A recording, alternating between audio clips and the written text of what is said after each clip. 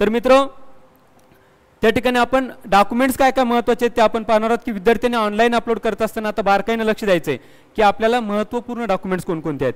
अगदी तुम्हाला कोणी सांगत असेल 10वीचं मार्कशीट पाहिजे, बोर्ड सर्टिफिकेट पाहिजे, TC पाहिजे, डोमिसाईल पाहिजेत वगैरे वगैरे बरेचसे डॉक्युमेंट्स आहेत, परंतु त्यात महत्त्वाचे डॉक्युमेंट्स कोणकोणते आहेत, जी डॉक्युमेंट्स आपल्याला ऑनलाईन अर्ज करताना महत्त्वाचे असतात, जी ऑनलाईन आपण अपलोड केलीत त्यामध्ये ॲडिशनल आपल्याला महाविद्यालयामध्ये कोणकोणती जमा करायला लागतात आणि महाविद्यालयामध्ये प्रवेश घेतल्यानंतर आपल्याला शिष्यवृत्तीसाठी कोणकोणती लागतात याविषयीची माहिती आपण आज घेणार आहोत. तर बघा, ज्या पद्धतीनं आपण बघितलं की मागच्या स्लाइडमध्ये किंवा मागच्या व्हिडिओमध्ये आपण पाहिलं होतं की आपण BSc ॲग्रीला प्रवेश घेत असताना किंवा ॲग्रिकल्चर रिलेटेड वेगवेगळ्या फूड टेक्नॉलॉजी असेल, बायोटेक्नॉलॉजी असेल, फॉरेस्ट्री असेल, फिशरी असेल किंवा ABM असेल, या वेगवेगळ्या परीक्षांमध्ये स्ट्रीमला आपण प्रवेश घेत असताना महत्त्वाचे डॉक्युमेंट्स आपल्याला लागत असतात. म्हणजे यामध्ये आपण पाहिलं की BTech फूड टेक्नॉलॉजी असेल, BTech बायोटेक्नॉलॉजी असेल, यासाठी PCMB ग्रुप अत्यंत महत्त्वाचा असतो. त्या पद्धतीनं जी डॉक्युमेंट्स आहेत त्या डॉक्युमेंट्सवरती आज आपण या ठिकाणी प्रकाश टाकणार आहोत. तर मित्रांनो, या ठिकाणी बघा, सर्वात महत्त्वाचा आणि पहिले डॉक्युमेंट्स तुम्हाला घ्यायचे आहेत की ज्या पद्धतीने या ठिकाणी लिस्ट दिली असेल ती लिस्ट आपण स्क्रीनशॉट करून व्यवस्थित आपल्याला डिस्क्रिप्शन बॉक्समध्ये सुद्धा दिली जाईल. त्या डॉक्युमेंटची लिस्ट आपण व्यवस्थित चेकलिस्ट त्याची तयार करायची आहे. जेवढे डॉक्युमेंट्स तयार झालेत, सर्व डॉक्युमेंट्स तयार झाल्यानंतरच आपण ॲप्लिकेशन करायचं आहे. चला तर मग आपण डॉक्युमेंट्सवरती प्रकाश टाकूयात की विद्यार्थी मित्रांनो, सर्वात पहिलं आपल्याला पाहिजे 12वी गुणपत्रक. जी परीक्षा आपण मॅन्डेटरी आहे, 12वी सायन्स आपण पास झालेलं पाहिजेत.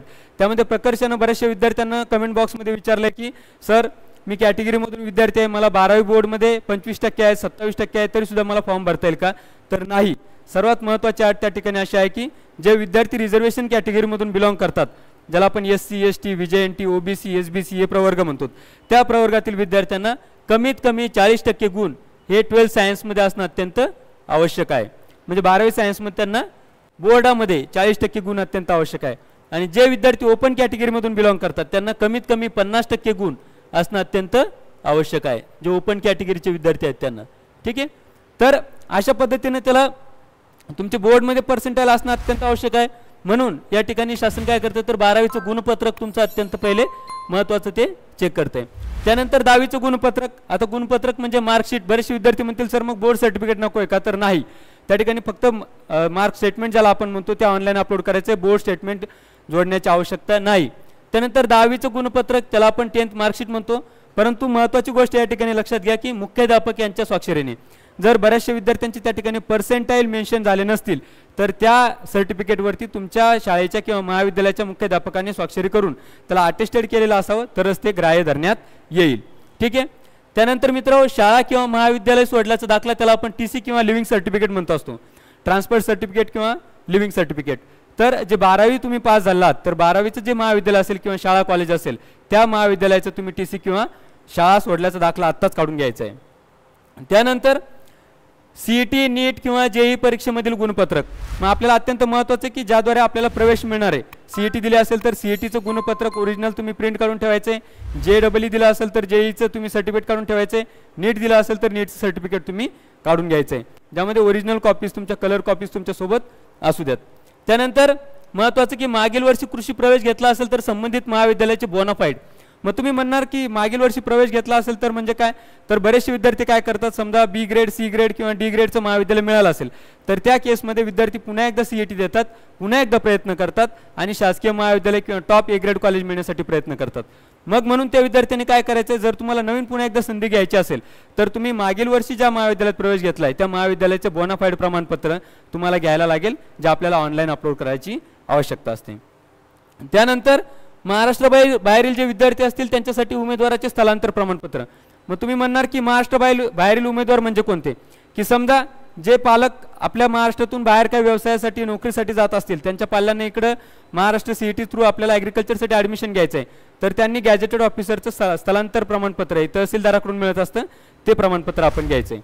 तर अशा पद्धतीनं बघा, 12वीचं मार्क स्टेटमेंट, 10वीचं मार्क स्टेटमेंट, TC सर्टिफिकेट, जी काही तुम्ही परीक्षा दिली असेल CET नीट JEE याचं सुद्धा तुम्हाला गुणपत्रक त्या ठिकाणी लागतंय. आणि मागच्या वर्षी जर तुम्ही प्रवेश घेतला असेल तर त्याचं बोनाफाईड सर्टिफिकेट.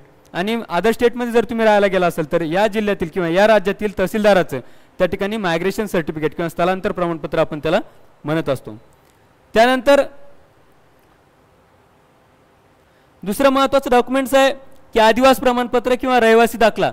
आपल्या सर्वांना मिळत असतो डोमोसाईल सर्टिफिकेट, जो की तहसीलला आपण अर्ज केल्यानंतर महाई सेवा केंद्राच्या मार्फत आपल्याला डोमोसाईल सर्टिफिकेट मिळत असतं. हे सुद्धा डोमोसाईल सर्टिफिकेट तुम्ही नवीन अपडेटेड तहसीलदारांकडून त्या ठिकाणी तहसील विभागाकडून काढून घ्यायचे. त्यानंतर अत्यंत महत्त्वाचं आणि आपल्याला अधिकचे मार्क देऊन जाणारं सर्टिफिकेट म्हणजे 7-12 प्रमाणपत्र किंवा शेतकरी असल्याचा दाखला. मित्र, कृषी आणि कृषी संलग्न प्रवेश प्रक्रियेसाठी अत्यंत महत्त्वाचं मानलं जाणारं एक कागदपत्र आहे, ज्याद्वारे तुम्हाला मी पुढे सांगणारच आहे की त्याचे अगदी 12 गुण किंवा 12% आपले एक्स्ट्रा वाढत असतात. मग त्याच्या पुढच्या प्रश्नाचं उत्तर मी तुम्हाला देणार की बरेचसे विद्यार्थ्यांनी कमेंट बॉक्समध्ये विचारतात की सर आमच्याकडे शेती नाही, माझ्या आईवडिलांकडे शेती नाही, फक्त व्यवसाय करतात किंवा नोकरी करतात, शेतजमीन कुठल्याही प्रकारची त्यांच्या नावावर नाही. तर त्याच्यावरती सुद्धा शासनाने उपाय शोधलेले आहेत. ज्या विद्यार्थ्यांचे पालक फक्त नोकरी करत असतील किंवा काही व्यवसाय करत असतील किंवा जोडधंदा करत असतील परंतु त्यांच्या नावाने शेती नसेल, तर त्यांच्यासाठी दुसरं महत्त्वाचं कागदपत्र या ठिकाणी आपण त्यांच्यासाठी असेल की त्यांनी शेतकरी परंतु भूमिहीन शेतमजूर असल्याचं प्रमाणपत्र हे तहसील कार्यालयाकडून मिळत असतं. कुठलं? भूमिहीन शेतमजूर असल्याचं प्रमाणपत्र. त्या प्रमाणपत्रावरती सुद्धा तुम्हाला 12% मार्क्स या ठिकाणी क्लेम करता येतात. ठीक आहे. त्यानंतर बरेचसे पालक किंवा विद्यार्थी विचारतात की सर शेतजमीन जी आहे ती एखादा उमेदवार विचारतो की शेतजमीन माझ्या आईच्या नावावरती आहे, चालेल का? हो, नक्की चालेल. वडिलांच्या नावावर आहे तरी चालेल, आजी आजोबांच्या नावावर आहे तरी सुद्धा 7-12 उतारा चालेल. दुसरी महत्त्वाची गोष्ट, बरेचसे विद्यार्थी विचारतात किंवा पालक की सर जे आमचं 7-12 उतारा आहे किंवा 7-12 प्रमाणपत्र आहे ते आईच्या वडिलांच्या नावाकडील आहे, ते चालेल का? हो मित्रा, ते सुद्धा चालेल. कारण ज्यावेळेला आईच्या वडिलांकडची जमीन आईच्या नावावरती जर असेल तर फक्त त्यासाठी एक गोष्ट महत्त्वाची करून ठेवायची तुम्ही सगळ्यांनी की त्या केसमध्ये त्या पालकाने किंवा विद्यार्थ्याने आईच्या वडिलांकडून तसं सदरचं प्रतिज्ञापत्र लिहून घ्यायचं की जी काही जमीन त्या 7-12वरती असेल ही जमीन आमच्या मुलीच्या नावाने असून त्यांना या शिक्षणासाठी हे प्रमाणपत्र देण्यात येत आहे किंवा हा 7-12 त्या ठिकाणी देण्यात येत आहे. त्यासाठी 100 रुपयाच्या स्टॅम्प पेपरवरती तुम्ही शपथपत्र तयार करायचं आहे. त्यानंतर जसे की बघा आजी आजोबा आई वडील यांच्या नावाचा 7-12 असेल तरी चालेल. त्यानंतर जर डिजिटल 7-12 नसेल, आता बऱ्याचशा ठिकाणी काय होतं की डिजिटल 7-12 मिळत नाहीत, वेळेवरती आपण 7-12 काढतो, तर त्यावेळेला जे तलाठी असतात त्या तलाट्यांची स्वाक्षरी त्या ठिकाणी अनिवार्य आहेत. जे कोणी तलाठी असतील त्यांचं स्टॅम्प आणि साईन तुम्ही घ्या, तो 7-12 लेखी 7-12 सुद्धा त्या ठिकाणी चालेल. दुसरं महत्त्वाचं की 7-12 उतारा जो आहे तो 7-12 उतारा जर तुम्हाला मिळत नसेल तर त्याला ऑप्शन म्हणून शेतकरी असल्याचं प्रमाणपत्र. बरेचसे विद्यार्थी विचारतात सर 7-12 आहे, शेतकरी असल्याचं प्रमाणपत्र नाही काढलं तरी चालेल का? नक्कीच चालेल. फक्त शेतकरी असल्याचं प्रमाणपत्र काढा किंवा अपडेटेड 7-12 काढा. मग तुम्ही म्हणणार सर 7-12 किती दिवसापूर्वीचा पाहिजेत? तर आता ॲडमिशन प्रोसेस सुरू होते, तर तुम्ही या मागच्या 8 दिवसापासून म्हणजे अगदी जर तुम्ही 20 जून 2023 पासून पुढे हा नवीन 7-12 काढून घ्यायचा, डिजिटल मिळाला तर डिजिटल, नाही मिळाला तर तलाठी सही शिक्का घेऊन तो 7-12 तुम्ही कंटिन्यू करू शकतात. त्यानंतर शेतकरी असल्याचं प्रमाणपत्र किंवा भूमिहीन शेतमजूर असल्याचं प्रमाणपत्र. बघा अगोदर तुम्हाला सांगितलं की मी ज्या शेतकऱ्यांकडे शेतकरी शेतजमीन नाही आहेत त्यांनी भूमिहीन शेतमजूर असल्याचं प्रमाणपत्र काढायचं आहे आणि हे सुद्धा तहसीलदारकडून मिळत असतं. तुम्ही तहसील ऑफिसला अर्ज करू शकतात. ज्यांच्या नावावर कुठल्याही प्रकारची शेतजमीन नाही त्या पालकांना ते भूमिहीन शेतमजूर असल्याचं प्रमाणपत्र मिळत असतं. त्यानंतर मग तुम्ही म्हणणार की बाकी डॉक्युमेंट्स कोणकोणते लागतात? तर जसं की SC ST VJNT या ज्या कॅटेगरीचे विद्यार्थी आहेत, SC ST VJNT OBC आणि SBC जे राखीव प्रवर्गातून विद्यार्थी बिलॉंग करतात त्या विद्यार्थ्यांना कास्ट व्हॅलिडिटी, सर्वात महत्त्वाचं कास्ट व्हॅलिडिटी, त्याला आपण जात पडताळणीचा दाखला किंवा प्रमाणपत्र म्हणत असतो. पुनश्च एकदा सर्व विद्यार्थ्यांना आणि पालकांना विनंती की ज्यांचं कास्ट व्हॅलिडिटी सर्टिफिकेट निघालं नसेल किंवा व्हॅलिडिटी सर्टिफाईड किंवा स्क्रुटिनाइज झाली नसेल तर अजूनही वेळ तुमच्याकडे आहे. अजूनही तुम्ही समाज कल्याण विभागाकडे जाऊन जात पडताळणी प्रमाणपत्र कास्ट व्हॅलिडिटी सर्टिफिकेटसाठी अर्ज करायचा आहे आणि लवकर व्हॅलिडेट करून घ्यायचे. तुम्हाला सध्या त्यासाठी पर्याय आहे की तुम्ही जर आता फॉर्म भरण्यासाठी जात असाल आणि फॉर्म भरत असताना तुम्हाला जर व्हॅलिडिटी सर्टिफिकेट तुमच्याकडे नसेल तर घाबरण्याची आवश्यकता नाही. तुम्ही आता सध्या फक्त रिसिप्टवरती जी काय समाज कल्याण विभागाकडून तुम्हाला रिसिप्ट मिळेल त्या रिसिप्टवरती सध्या ऑनलाईन ॲडमिशन प्रक्रियेसाठी फॉर्म भरायचा आहे आणि ज्यावेळेस तुमचा राऊंड होईल आणि राऊंडमध्ये तुम्हाला कॉलेज मिळेल त्यावेळेला तुमचं कास्ट व्हॅलिडिटी सर्टिफिकेट तुमच्याकडे असणं अत्यंत आवश्यक आहे. म्हणून ज्या विद्यार्थ्यांची व्हॅलिडिटी नूतनीकरण झाली नसेल त्या विद्यार्थ्यांनी व्हॅलिडिटी काढण्यासाठी प्रयत्न करायचे आहेत. ते अत्यंत महत्त्वाचं की SC ST VJNT OBC आणि SBC कॅटेगरीसाठी. ओके, तर अशा पद्धतीनं 7-12 कसा असावा, कुठला असावा, त्यानंतर तलाट्याची स्वाक्षरी अनिवार्य कुठल्या केसमध्ये आहेत आणि शेतकरी असल्याचं प्रमाणपत्र त्याला ऑप्शन म्हणून शेतमजूर भूमिहीन शेतमजूर असल्याचं प्रमाणपत्र आपल्याला या ठिकाणी लागतंय. ठीक आहे. त्यानंतर दुसरं महत्त्वाचं म्हणजे की तुम्ही म्हटलं sir SC ST VJNT OBC यांच्यासाठी आपण पाहिलं, मग बाकी कॅटेगरीसाठी caste certificate, validity, non creamy layer हे महत्त्वाचे आहेत का? तर नक्कीच. जसं की आपण पाहतो की VJNT असेल, OBC किंवा SBC असेल, फक्त या 3च प्रवर्गांना त्या ठिकाणी नॉन क्रिमिलियर काढायची आवश्यकता आहे. ओपन कॅटेगरीच्या विद्यार्थ्यांनी नॉन क्रिमिलियर संदर्भात विचारणा करायची नाही, किंवा SC ST कॅन्डिडेट असतील तर त्यांनी सुद्धा नॉन क्रिमिलियर काढण्याची आवश्यकता नाही. पुनश्च एकदा सांगतोय, OBC, VJNT आणि SBC या प्रवर्गात येणाऱ्या सर्व प्रवर्गातील विद्यार्थ्यांना त्या ठिकाणी नॉन क्रिमिलियर, आणि ते नॉन क्रिमिलियर सुद्धा 31 मार्च 2023 नंतर ते 31 मार्च 2024 पर्यंत व्हॅलिड असावं. 2024 पर्यंत, 31 मार्च 2024. तर नॉन क्रिमिलियर जर काढलं नसेल तर त्यासाठी सुद्धा तुम्ही महाई सेवा थ्रू लगेच अप्लाय करायचे. ठीक आहे. त्यानंतर SC ST VJNT OBC आणि SBC यांचा जातीचा दाखला म्हणजे कास्ट सर्टिफिकेट अत्यंत महत्त्वाचं जे आहे तुमचं, ते कास्ट सर्टिफिकेट तुम्ही SC ST VJNT OBC या प्रवर्गातील विद्यार्थ्यांनी काढायचे. आणि जे ओपन प्रवर्गातील विद्यार्थी असतील, खुल्या प्रवर्गातील विद्यार्थ्यांनी EWS प्रमाणपत्र लगेचच काढून घ्यायचे. त्यानंतर SC ST VJNT OBC आणि SBC यांना जात पडताळणी दाखला, जसे कास्ट व्हॅलिडिटी अगोदरच्या याच्यामध्ये सांगितलं मी, ते 31 मार्च 2023 नंतरचं असलं पाहिजेत. आणि नॉन क्रिमिलियर सुद्धा 31 मार्च 2023 नंतरचं आपलं असलं पाहिजेत. आणि ओपन प्रवर्गातील जे काही EBC कॅन्डिडेट असतील किंवा जे ओपन प्रवर्गात सगळे येतात, ज्या विद्यार्थ्यांना कुठल्याही आरक्षण नाही ते खुल्या प्रवर्गातील विद्यार्थी येतात, त्यांनी EWS प्रमाणपत्र काढायचे. त्याला महत्त्वाची अट आहे की तुमच्या पालकाचं उत्पन्न 8 लाखाच्या आतमध्ये असलं पाहिजेत, घराचं 1000 स्क्वेअर फूटच्या आतमध्ये घर असलं पाहिजे. जे काही रिक्वायरमेंट आहेत त्या रिक्वायरमेंटनुसार तुम्ही तहसील कार्यालयामध्ये अर्ज करून EWS प्रमाणपत्र काढू शकतात. EWS प्रमाणपत्र जर तुम्ही काढलं तर त्याला 10% रिझर्वेशन किंवा 10% राखीव कोटामधून तुम्हाला ॲडमिशन मिळेल. तर पुन्हा एकदा बघा, VJNT OBC SBC या विद्यार्थ्यांना फक्त नॉन क्रिमिलियर कास्ट सर्टिफिकेट काढायचे, कास्ट व्हॅलिडिटी काढायची. SC ST जर असतील तर त्यांनी कास्ट सर्टिफिकेट, कास्ट व्हॅलिडिटी काढायची. आणि खुल्या प्रवर्गातील जर असतील तर त्यांनी फक्त EWS प्रमाणपत्र काढायचं आहे. EBC कॅन्डिडेटसाठी EBC सर्टिफिकेट बंद झालेलं आहे.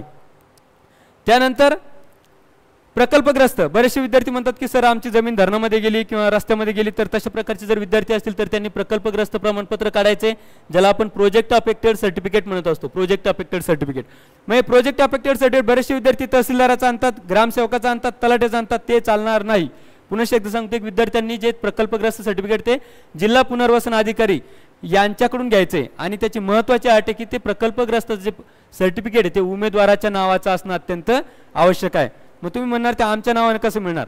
तर जिल्हा पुनर्वसन अधिकारी काय करतात, ज्यावेळेला तुमच्या पालकाची जे शेत जमीन जी आहे ती शेत जमीन जर एखाद्या धरणामध्ये, रस्त्याच्या कामामध्ये किंवा एखाद्या शासकीय कामामध्ये जर गेलं असेल तर तुम्हाला शैक्षणिक कामासाठी म्हणून तुमच्या पाल्याच्या नावाने ते प्रकल्पग्रस्त सर्टिफिकेट देत असतात. आणि तेच सर्टिफिकेट कुठल्याही प्रवेशासाठी किंवा नोकरीसाठी ग्राह्य धरण्यात येत असते. म्हणून प्रकल्पग्रस्त जे प्रमाणपत्र आहे ते प्रॉपरली तुमच्या कॅन्डिडेटच्या नावाने, जो उमेदवार असेल ज्याला प्रवेश घ्यायचा आहे त्याच्या नावानेच काढायचे. त्यानंतर महत्त्वाचं NCC सर्टिफिकेट, जर 11वी-12वीला तुमचं NCC सर्टिफिकेट असेल तर ते NCC सर्टिफिकेट सुद्धा तुम्ही काढून घ्या. त्यानंतर 11वी-12वीला जर तुम्ही क्रीडा प्रमाणपत्र, जर कुठल्या खेळामध्ये सहभाग नोंदवला असेल तर ते जिल्हा क्रीडा अधिकाऱ्यापासून तर पुढील वर्गापर्यंत कमीत कमी जिल्हा क्रीडा अधिकाऱ्याने दिलेलं क्रीडा प्रमाणपत्र, स्पोर्ट्स सर्टिफिकेट जे 11वी-12वीला तुम्ही प्रमाणित केलं असेल किंवा स्पोर्ट्समध्ये सहभागी झाला असेल ते प्रमाणपत्र तुम्हाला पाहिजेत. मग बरेचसे पालक विचारतात सर 10वी, 9वी, 8व्या वर्गामध्ये आम्हाला ते मिळालं होतं तर ते ग्राह्य धरण्यात येईल का? तर नाही, त्याच्यामधून स्पोर्ट्स कोट्यातील रिझर्वेशन तुम्हाला मिळणार नाही. 11वी-12वी वर्गामध्ये तुम्ही कुठे क्रीडामध्ये सहभागी झाला असेल तर तेच सर्टिफिकेट ग्राह्य धरण्यात येईल. ते सुद्धा जिल्हा क्रीडा अधिकारी यांच्याकडून मिळालेलं असावं. त्यानंतर बरेचशा विद्यार्थ्यांचे पालक किंवा आजी आजोबा असतील किंवा कोणी जे असतील ते नातेवाईक वगैरे तुम्ही विचारतात मग सर की त्या ठिकाणी स्वातंत्र्य सैनिक असल्याचं प्रमाणपत्राचा काय फायदा होईल का? डेफिनेटली त्याचं सेपरेट रिझर्वेशन आहे, परंतु आपले आई वडील किंवा पालक जे असतात त्यांच्या नावाचं पर्टिक्युलरली सर्टिफिकेट हे पंतप्रधान कार्यालयाकडून मिळालेलं असावं. ते डिफेन्स कार्यालयाकडून तुम्हाला मिळतं. ज्यांचे आईवडील डिफेन्स किंवा फ्रीडम फायटर असतील त्यांना त्या ठिकाणी त्याच्याविषयी जाणीव आहे, त्यांनी सुद्धा ते सर्टिफिकेट काढून घ्यायचे. त्यानंतर दुसरं सध्या सैनिक असल्याचे प्रमाणपत्र. मग बऱ्याचशा विद्यार्थ्यांचे पालक सध्या सैन्यामध्ये कार्यरत असतात, त्यांनी सुद्धा ॲडमिशन घेत असताना त्यांच्यासाठी सेपरेट रिझर्वेशन, राखीव कोटा, त्याला आपण डिफेन्स कोटा म्हणत असतो, त्या डिफेन्स कोटामध्ये त्यांच्यासाठी सुद्धा रिझर्वेशन आहे. मग त्यांनी काय करायचं की जे सैनिक असतील त्यांनी त्यांच्या गॅजेटेड ऑफिसरकडून तशा प्रकारचं सर्टिफिकेट घ्यायचं आणि ते पाल्याच्या ॲडमिशनसाठी त्या ठिकाणी यूज करायचे. त्यानंतर उमेदवाराचे सगळ्यात महत्त्वाचं, उमेदवाराचे आईवडील कृषी परिषद किंवा कृषी विद्यापीठ कर्मचारी असतील तर ते एक प्रमाणपत्र त्यांच्या गॅजेटेड ऑफिसरकडून मिळत असतं. समजा एखाद्या विद्यार्थ्याचे आई वडील किंवा त्यांचे पालक त्या ठिकाणी कृषी विद्यापीठामध्ये किंवा MCRला त्या ठिकाणी कर्मचारी म्हणून कार्यरत आहे तर त्यांचं सुद्धा सर्टिफिकेट मिळतं आणि त्यासाठी सुद्धा सेपरेट रिझर्वेशन किंवा त्याला किती पर्सेंटाईल किंवा किती गुण वाढतात ते सुद्धा आपण खाली बघणार आहोत. त्यानंतर दिव्यांग प्रमाणपत्र ज्याला आपण हँडिकॅप सर्टिफिकेट म्हणतो. तर जे विद्यार्थी समजा फिजिकली हँडिकॅप असतील त्यांनी गॅजेटेड ऑफिसरकडून जिल्हा त्याला आपण आरोग्य अधिकारी म्हणतो त्यांच्या सहीचं 40% PS सर्टिफिकेट असल्याचं प्रमाणपत्र घ्यायचं आहे. 40%च्या खालील PS सर्टिफिकेट त्या ठिकाणी ग्राह्य धरण्यात येत नाही म्हणून PS सर्टिफिकेट काढत असताना ते कमीत कमी 40% असावं. त्यानंतर अल्पसंख्याक उमेदवाराचे प्रमाणपत्र. मग अल्पसंख्याक उमेदवाराचे प्रमाणपत्र म्हणजे काय तर बरेचसे विद्यार्थी जे असतात समजा की मुस्लिम प्रवर्गातून असतील तर ते अल्पसंख्याकमध्ये गणल्या जातात. मग त्यांना त्या कोट्यातून जर प्रवेश घ्यायचा असेल तर त्यांनी अल्पसंख्याक असल्याचं घोषणापत्र त्या ठिकाणी तयार करून घ्यायचं आहे. त्यानंतर महत्त्वाचं की सध्याचं पासपोर्ट फोटो आणि साईन. मग आता ज्यावेळेला तुम्ही प्रवेश घेणार आहे तर त्या सध्याचं जसं नीट परीक्षा CETला तुम्ही पाहिला असेल की करंट पासपोर्ट फोटो लागतो तर तो करंट पासपोर्ट फोटो सध्याची डिजिटल तुमची स्वाक्षरी आणि तुमचं आधार कार्ड अत्यंत महत्त्वाचं त्या ठिकाणी की आधार कार्ड तुमचं असणे अत्यंत आवश्यक आहे. यासोबत तुम्ही म्हणणार अजून काय डॉक्युमेंट्स लागतात का तर आधार कार्ड आणि तुमचं इन्कम सर्टिफिकेट किंवा उत्पन्नाचा दाखला त्याला आपण म्हणतो. हे उत्पन्नाचा दाखला याच्यासाठी लागतो की तुम्हाला पुन्हा प्रवेश घेतल्यानंतर त्या ठिकाणी स्कॉलरशिपसाठी अप्लाय करायचे. मग स्कॉलरशिपसाठी अप्लाय करत असताना अत्यंत महत्त्वाचं प्रमाणपत्र म्हणजे उत्पन्नाचं प्रमाणपत्र असतं आणि ते सुद्धा 31 मार्च 2023 ते 31 मार्च 2024 पर्यंत व्हॅलिड असलं पाहिजेत. आधार उत्पन्नाचा दाखला त्यानंतर नॅशनलाइज बँकेमध्ये तुम्ही अकाउंट ओपन करून घ्यायचं आहे नॅशनलाइज बँकेचं. हे सुद्धा आपल्याला स्कॉलरशिपसाठी अत्यंत महत्त्वाचं असतं. नॅशनलाइज बँकेचं अकाउंट ओपन करत असताना त्यामध्ये जर काय अडचण येत असतील तर पोस्ट पेमेंट बँकेचं अकाउंट तुम्ही ओपन करा ज्याद्वारे लवकरात लवकर स्कॉलरशिप आपल्याला मिळत असते. तर अशा प्रकारचे डॉक्युमेंट्स आपल्याला या ठिकाणी लागत असतात प्रवेशसाठी अपलोड करत असताना. मग महत्त्वाचा आणि अत्यंत कळीचा प्रश्न आहे की सर जास्तीचे मार्क कुठल्या डॉक्युमेंटमुळे मिळतील.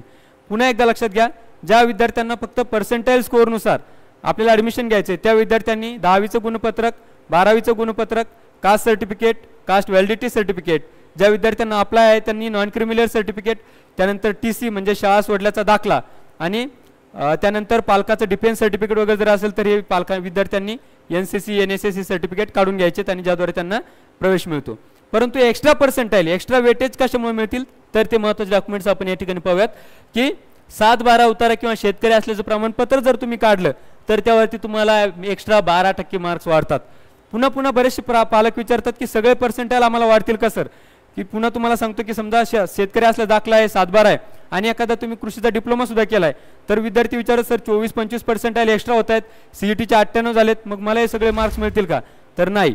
एक्स्ट्रा पॉईंट्समध्ये फक्त तुम्हाला मॅक्स 20% किंवा 20 मार्क्स गुण त्या ठिकाणी मिळत असतात. म्हणून लक्षात घ्या 7-12 किंवा शेतकरी असल्याचं प्रमाणपत्र असेल तर 12% गुण वाढणार आहेत. NCC सर्टिफिकेट असेल तर 2 गुण तुम्हाला एक्स्ट्राचे मिळतात.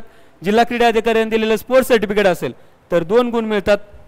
विद्यापीठ कर्मचारी त्यांचे पाल्य असतील तर त्यांच्या पाल्यांसाठी 3 एक्स्ट्राचे गुण या ठिकाणी मिळतात. आणि राज्यस्तरीय वादविवाद निबंध किंवा वक्तृत्व स्पर्धेचं जर प्रमाणपत्र तुमच्याकडे असेल राज्यस्तरीय आणि ज्यामध्ये तुमच्या पाल्यांना 11वी-12वी त्या ठिकाणी सहभाग नोंदवला आहे त्या पाल्यासाठी या ठिकाणी एक्स्ट्राचे 2 गुण वाढतात. पुन्हा लक्षात घ्या 7-12 असेल तर 12 गुण वाढतात. NCC सर्टिफिकेट असेल तर 2 गुण वाढतात. स्पोर्ट्स सर्टिफिकेट असेल तर 2 गुण वाढतात. विद्यापीठ कर्मचाऱ्याचे पाल्य असेल तर 3 गुण वाढतात आणि राज्यस्तरीय वादविवाद स्पर्धा असेल तर 2 गुण वाढतात. अशा पद्धतीने एक्स्ट्रा वेटेज पॉईंट या ठिकाणी या सर्टिफिकेट थ्रू तुम्हाला मिळणार आहेत. म्हणून ज्या ज्या पालकांना किंवा ज्या ज्या पाल्यांना शक्य आहे विद्यार्थ्यांना शक्य आहे त्यांनी हे प्रमाणपत्र एक्स्ट्राचे आत्ताच काढून घ्यायचे. अजूनही प्रवेश प्रक्रिया सुरू व्हायला वेळ आहे.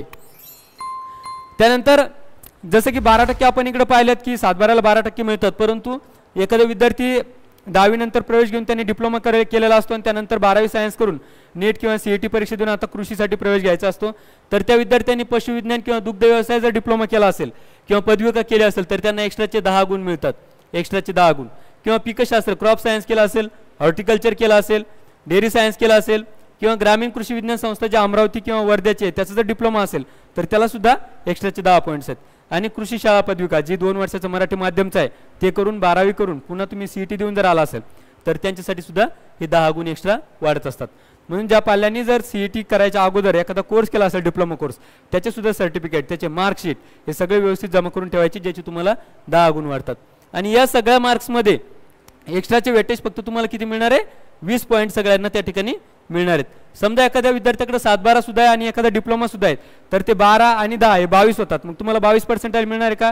नाही, फक्त 20 मिळणार आहेत। बरेचसे विद्यार्थ्यांचे पालक विद्यापीठ कर्मचारी सुद्धा आहेत, 7-12 सुद्धा आहेत आणि ते विद्यार्थ्यांनी डिप्लोमा सुद्धा केला आहे, परंतु एवढे सगळे मार्क्स देणार आहे का शासन? नाही, तर त्याला हायेस्ट लिमिट दिलेली आहे 20 गुणांची। तर विद्यार्थी मित्रांनो, अशा पद्धतीने तुमचे डॉक्युमेंट्सचे वेटेज या ठिकाणी आहे। ज्या पद्धतीने तुम्ही 7-12 उतारा असेल, शेतकरी असल्याचं प्रमाणपत्र असेल, किंवा पालक पाल्य जर तुमचे विद्यापीठ कर्मचारी असतील, NCC certificate, NSS certificate, sports certificate, आणखी caste certificate, caste validity, non creamy layer, 10वी आणि 12वीचे मार्क स्टेटमेंट, अशा पद्धतीचे डॉक्युमेंट्स आपल्याला लागत आहेत। पुन्हा एकदा सगळ्यांना आवर्जून आवाहन करतो की विद्यार्थी मित्रांनो, एक गोष्ट लक्षात घ्यायची आहे, फॉर्म भरत असताना अगदी उद्यापासून 24 तारखेपासून फॉर्म सुरू होत आहेत, तर 9 जुलैपर्यंत फॉर्म सुरू राहणार आहे। जवळपास 20 दिवस प्रक्रिया चालणार आहे, म्हणून कुणीही फॉर्म भरत असताना घाई करायची नाही। ज्यामध्ये आपले डॉक्युमेंट्स व्यवस्थित स्कॅन करून अपलोड करून ठेवायचे आहेत। आणि सर्वात महत्त्वाची सूचना असेल की सर्वांनी या सर्व डॉक्युमेंट्सचे जे सेट्स आहेत ते कमीत कमी 5 झेरॉक्स प्रति आपल्याकडे ठेवायचे आहेत। तुम्ही बाकीचे झेरॉक्स 1-2 सेट आपल्या पालकाकडे ठेवायचे आहेत, 1-2 सेट आपल्याकडे स्वतःकडे कॅन्डिडेटकडे ठेवायचे आहेत, आणि ओरिजिनल सेट जो आहे तो अगदी व्यवस्थितरित्या ठेवायचा आहे। आणि सगळे झेरॉक्स सेट त्या ठिकाणी अटेस्टेड करून तुम्ही ठेवायचे आहेत। हे सगळे झेरॉक्स सेट तुम्हाला पुन्हा ॲडमिशन झाल्यानंतर स्कॉलरशिपसाठी लागणार आहेत मित्रांनो, म्हणून हे सगळे डॉक्युमेंट्स अगदी व्यवस्थित चोख पद्धतीने त्याच्या डेडलाईन्स व्हॅलिडिटी चेक करूनच तयार करायचे आहेत। ओके, तर मित्रांनो, आपल्या पेड काउन्सिलिंगमध्ये विद्यार्थ्यांना टेलिग्राम चॅनलवरती आणि त्यांच्या ॲप्लिकेशनवरती सगळे डिटेल्स आपण वेळोवेळी टाकत आहोत। त्याद्वारे विद्यार्थ्यांना नवीन अपडेट्स आणि फॉर्म भरत असताना प्रेफरन्स कसा दिला पाहिजेत, त्याचं कॉलेज मिळाल्यानंतर फ्लोट करायचं, फ्रीज करायचं, किंवा ॲडमिशन घेत असताना पुढे काय काळजी घेतली पाहिजेत, यासाठी सगळं मार्गदर्शन आपण काउन्सिलिंगमध्ये करतोय। पुन्हा एकदा सगळ्यांना आवाहन करतो की अगदी 50 सीट खाली राहिलेल्या आहेत, म्हणून आपल्याला पेड काउन्सिलिंगसाठी जर रजिस्टर व्हायचं असेल तर मागील व्हिडिओमध्ये त्याचं डिटेल व्हिडिओ आपण टाकलेला आहे, त्याची माहिती दिलेली आहे। तरीसुद्धा PK ॲग्री अकॅडमीच्या चॅनलवरती तुम्ही जाऊन UG agri admission paid counselling यासाठी सर्च करून तुम्ही बघू शकतात। प्रोसेस अगदी सोपी आहे, परंतु ॲडमिशन घेत असताना चांगलं महाविद्यालय मिळालं पाहिजेत आणि त्यातून आपल्याला उज्ज्वल करिअर घडवायचं आहे। म्हणून विद्यार्थी मित्रांनो, आताच काळजी घ्या, चांगल्या कॉलेजला ॲडमिट व्हा आणि आपलं उज्ज्वल भविष्य घडवा। धन्यवाद।